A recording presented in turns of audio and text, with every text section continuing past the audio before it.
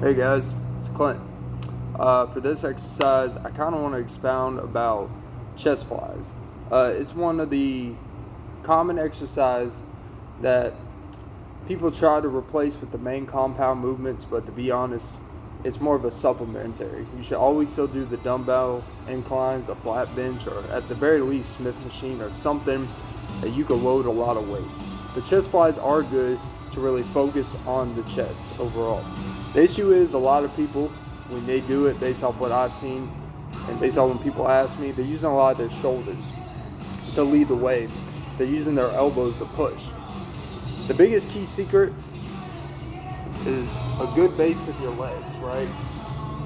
Your base with your legs is going to be the biggest difference on you being able to actually be able to isolate the chest. If you have a weak base or your base is not able to supplement what your upper body can do, it's going to create a lot of limiting factors. One, train the legs will actually help build your upper body. That's a little trick that kind of no one tells you about, because you're going to be very limited on the weight you can hold with your lower body, or with your upper body, if your lower body can't handle it. So overall, you're going to set a little bit lower than your shoulder width when you're doing just kind of a standard middle. You get in a good spot.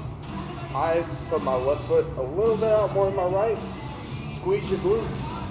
Let your shoulders relax. One of the things that bothered the shit out of me, to be honest with you, is when people start doing this like, oh, look at me, leaning over, Nope. Stand straight the fuck up.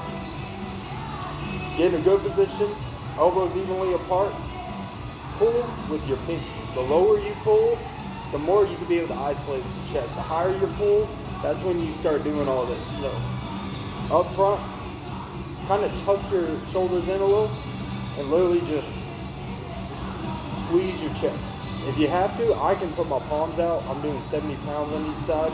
Not a crazy amount of weight, but enough to really still stimulate, So I do. Let your chest do the work. Let your elbows kind of relax and follow your chest. The only thing that should be leading the way is your chest squeezing. When you pull, the first thing you feel is what you're working. This is just my experience. This is not science-based, but my experience based off when I've seen the most growth, the most gains, the most success. And keep consistency in your pattern is how you will create consistent growth. Like, I'm starting to notice I'm even pulling with my shoulder a little bit. You see, you gotta constantly reset yourself and pull. Let your chest squeeze, alright? And that's one set, alright? Remember, pull with your chest, go lower leg base, and everything else will take care of itself, alright? If you guys like what you saw, follow the channel, subscribe, leave a like. It is a podcast / fitness channel now. Just something I enjoy to do. Fitness is a passion of mine. So yeah, hope you all enjoy.